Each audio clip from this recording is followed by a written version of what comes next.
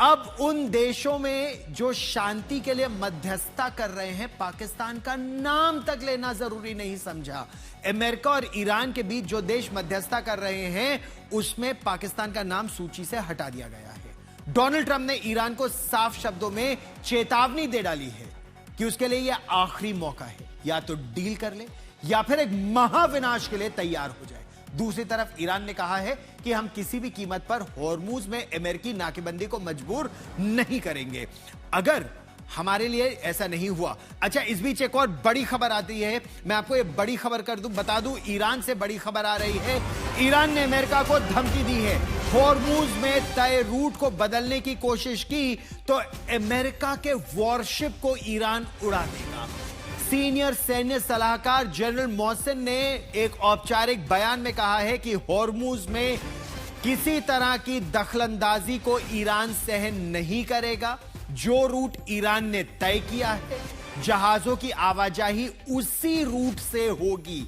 Iran को America की नाकेबंदी किसी भी कीमत पर स्ट्रेट ऑफ होर्मुज में स्वीकार्य नहीं है।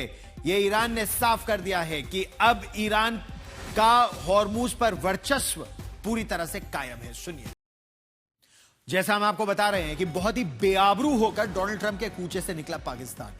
जो हाल है, जो हालात है, उसमें आतंकिस्तान पर यह कहावत बिल्कुल फिट बैठती है। ना जाने कितनी ही बार अंतरराष्ट्रीय मंच पर पाकिस्तान इससे पहले बेइज्जत हुआ है, लेकिन बेशर्म देश है, बेशर्म नेता है, बेशर्म फौज है।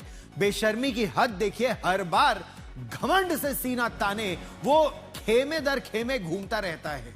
शाहबाज शरीफ और आसिम मुनीर की जो जोड़ी है, जिसको पाकिस्तान में ही अब जुल्मी जोड़ी कहा जा रहा है, इस बार अमेरिका के राष्ट्रपति डोनाल्ड ट्रंप ने उनकी अंतरराष्ट्रीय बेइज्जती कर दी। कैसे और कहां, यह आप खुद देख लीजिए कि कैसे जब सूची एक बनी कि कौन कौन से देश मध्यस्थता कर रहे हैं ईरान और अमेरिका की बातचीत में, पाकिस्तान का नाम गायब है।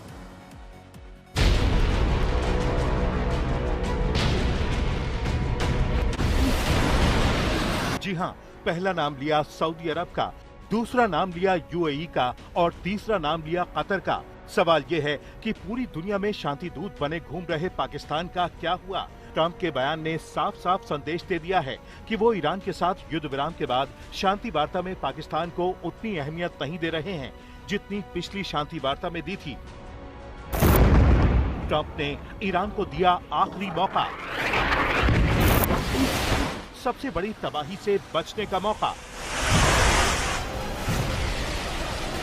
वैसे सीज फायर को लेकर ट्रंप को चारों तरफ से घेरा जा रहा है, लेकिन ट्रंप का साफ कहना है कि उन्होंने ईरान को भयंकर तबाही से बचाने के लिए हमला न करने का फैसला लिया। लेकिन आखिर कब तक? मीडिया ने जब ये सवाल दागा तो जवाब आया कि ये ईरान के लिए आखिरी मौका होगा। इसके बाद कोई सुनवाई नहीं, कोई राहत नहीं। अब देखना यह है कि बातों और मुलाकातों की ये ताकत मिसाइलों को कब तक रोक पाती है। आज तक ब्यूरो। अच्छा, इस बीच प्रश्न यह भी उठ रहा है कि ये जो युद्ध विराम हो रहा है, इसकी अंदर की कहानी क्या है?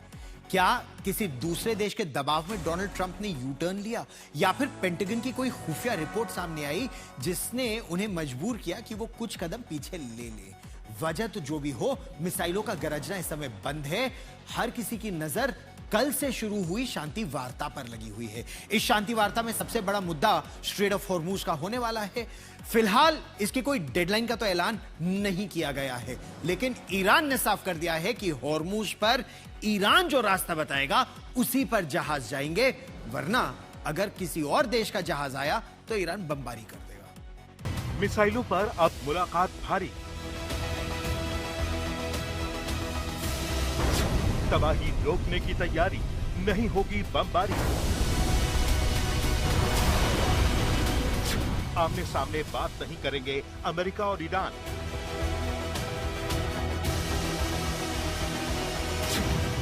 ट्रंप ने किसके खौफ से किया हमला टालने का ऐलान? महातबाही की महातैयारी पूरी थी। वायुसेना भी तैयार थी, नौसेना भी।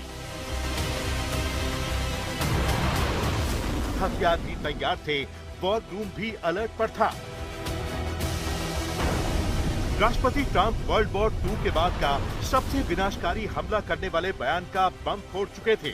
अब बस उनके आदेश की बारी थी, क्योंकि वो ईरान को झूठा और भरोसा न करने वाला घोषित कर चुके थे। तबाही के इस प्लान से पूरी दुनिया में हड़कंप मच गया।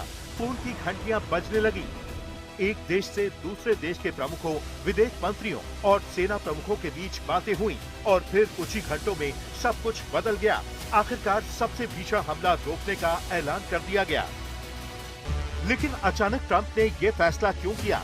क्या कुछ देशों के अनुरोध के आधार पर उन्होंने ये किया, या फिर युद्ध से पीछे हटने की उनकी और भी कई मजबूरियां थी? अमेरिकी मीडिया तो टॉप सैन्य अफसरों के हवाले से दावा कर रहा है कि तेजी से खत्म होते हथियारों ने ट्रंप को सीज फायर करने पर मजबूर कर दिया है, क्योंकि खाड़ी देशों में उनके मिलिट्री बेस पर मिसाइलों का भंडार और एंटी मिसाइल सिस्टम कम होता जा रहा है। 28 फरवरी से शुरू हुए इस महायुद्ध में ईरान ने तो काफी कुछ खोया ही है।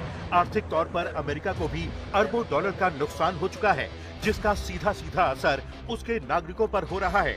एक तरफ ट्रंप घर में ही विरोध का सामना कर रहे हैं, तो दूसरी तरफ सऊदी अरब, कतर, बहरीन और जॉर्डन जैसे कई खाड़ी देशों का दबाव भी झेलना पड़ रहा है।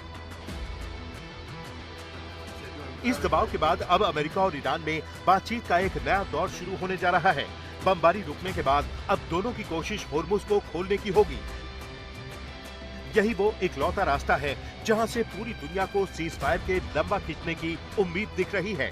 पिछले महीने सीज फायर टूटने के बाद से होर्मुज में कई जहाजों पर हमले हुए। ईरान किसी भी हालत में अपने नियंत्रण पर ढील देने के मूड में नहीं है, तो अमेरिकी नाकेबंदी ने भी जहाजों की आवाजाही को मुश्किल बना रखा है।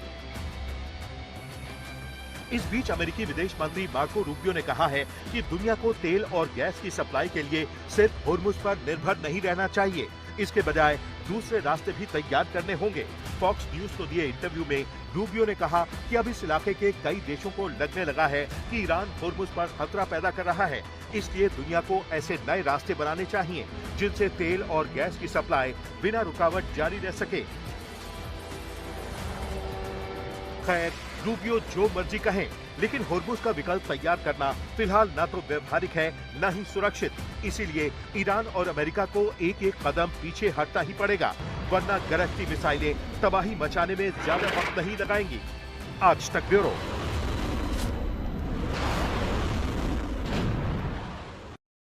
वैसे मिसाइलें ही नहीं, ईरान भी गरज रहा है और ईरान साफ तौर पर धमका रहा है अमेरिका को कि अगर युद्ध विराम नहीं हुआ तो ईरान अमेरिका के बेसिस जो पूरे मध्य पूर्व है उनमें जबरदस्त बमबारी करेगा। हम आपको बताते हैं कि कैसे एक के बाद एक ये जो ईरान की अमेरिका को चेतावनी थी या धमकी थी, वो फोन पर कैसे अमेरिका तक पहुंचाई गई और विनाश को रोका गया। युद्ध विराम के लिए ट्रंप को मजबूर किया गया। कैसे?